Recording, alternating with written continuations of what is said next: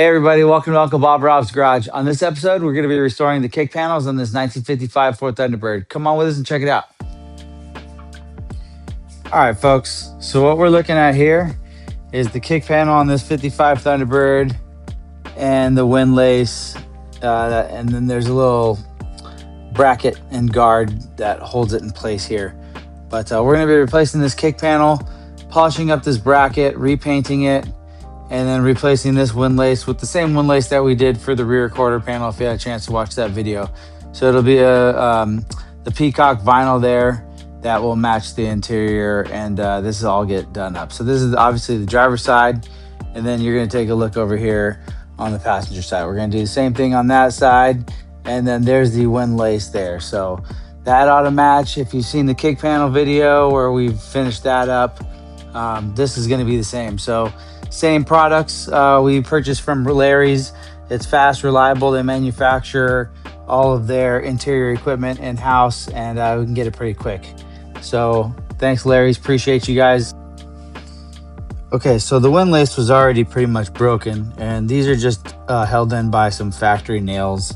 So the nails obviously rusted out, broken off, and the windlace is just totally trashed. So we're going to be tossing that out the window or the door here, and then this is just the kick panel is held in by this bracket here. There's a little groove you'll see when I take it out in just a moment. It just kind of falls in place, and then this is just pushed up against and held in along the carpet there.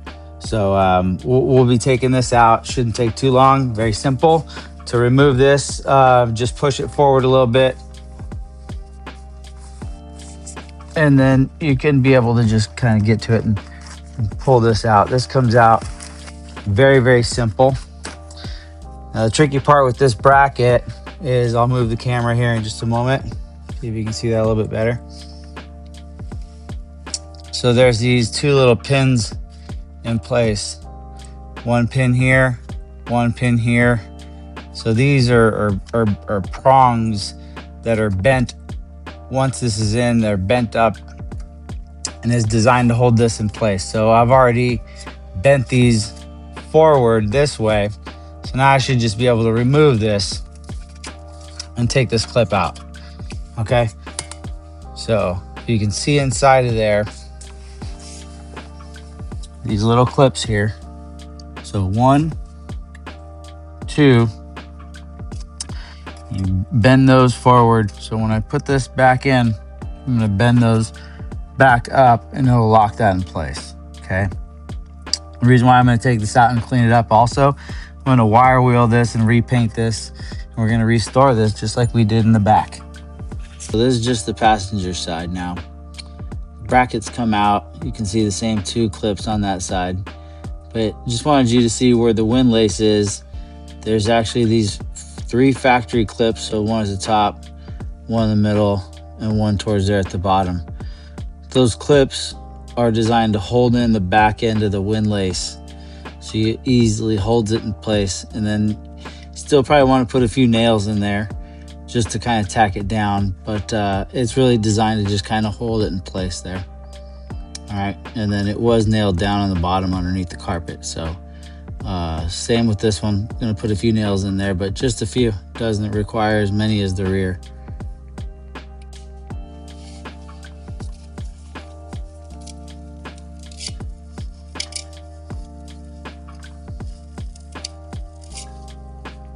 And that's it, just like that.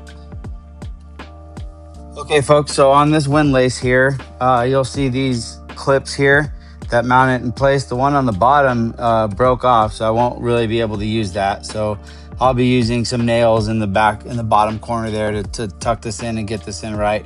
But these clips should hold it in place nice. What I found was that there's a little excess material here on the top of the windlace, so I'm gonna be cutting from here to here and getting rid of this excess material. I also found it easier if you fold the material over in half and you stick it in right here. The front of the windlace will sit just perfectly along the door jamb. You'll have just enough space. You have enough bite of material on this clip to have that clip clamp down and get it in place. Now I might just fold it over the back side just to kind of keep it cleaner, so you don't see so much of the tuck. But I think that's going to be the best way to put it on. Okay, so I trimmed up the one lace just a little bit there. You can see where I cut off a little bit from the back and a little bit from the sides. So I didn't really cut any off the top because I still wanted to make sure you don't see any of the inside sheathing through the vinyl there. So now that I have this put in place, I'm ready to install it. So I'll just be tucking this behind this clip here, and then this clip will just be bent in place, and then any excess in between these two clips where I feel like there's a little bit of a gap, then I'm going to be putting in some nails in between here, and then further on the way down there, as you can see. So and then what I'll do is I'll just tuck it underneath the carpet when I'm finished. Okay folks, so now we're ready to install our wind lace. I cut a little bit off the back, a little bit off the sides, just to make sure that it tucks nicely in this clip here. So again, my top clip, my middle clip, I'll be using those. The bottom clip rusted out. So in between the clips, I'll probably have to put in a few nails, but essentially this is ready to install. It just goes in behind these clips. Very, very simple.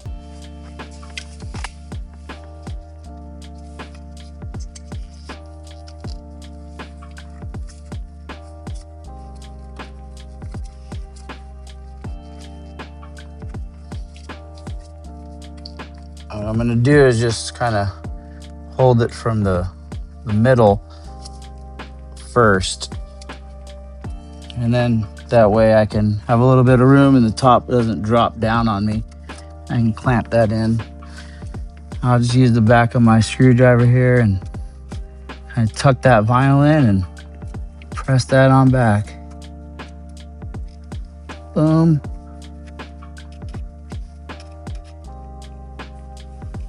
Boom.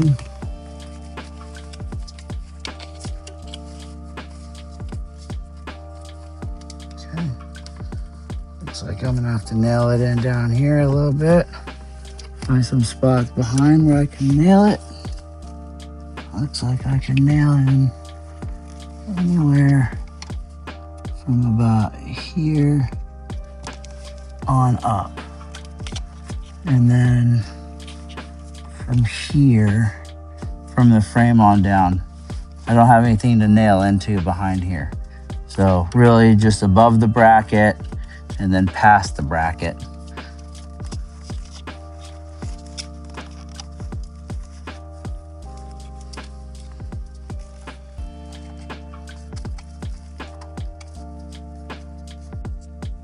All right, folks, so we're on the passenger side now. I did the same thing here.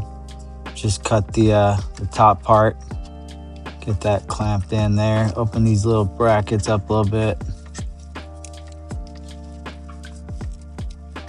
And from here, should just be able to make sure you just stuff that vinyl in that clip and push that clip back. There we go. That one in there nice and tight.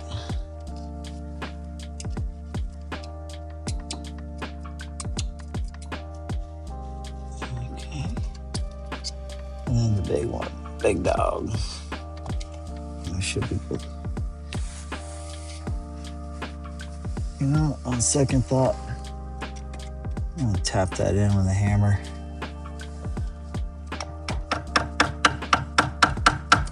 There we go.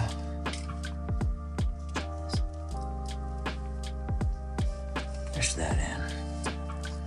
And you're just gonna continue the process all the way down.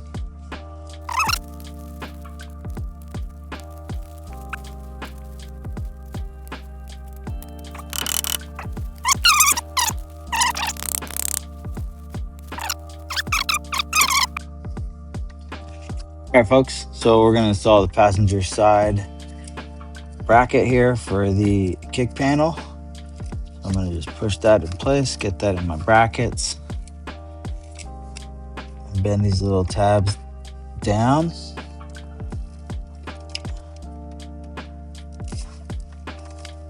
Okay, Oh, hopefully enough to where they stay on. Okay, now I'm just gonna, oops, hopefully not scratch something that I just freshly painted. And push those in place. And push that in place. Okay, now we're ready to install the kick panel. Start with the, actually, I'm gonna peel some of this carpet back a little bit. Okay. Start down on the carpet. Tuck my paper behind the kick panel.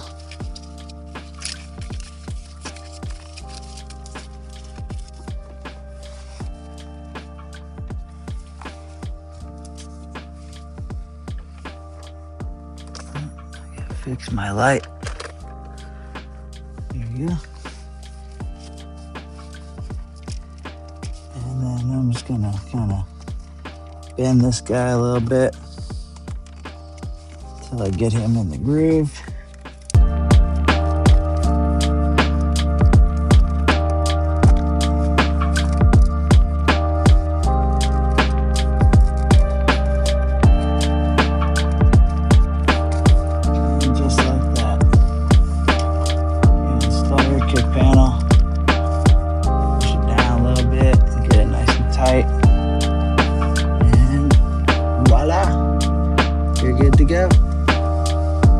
Thanks for joining today's episode of Uncle Bob Rob's Garage. I hope you guys enjoyed this episode of kick panel restoration on the 55 Thunderbird. Cheers.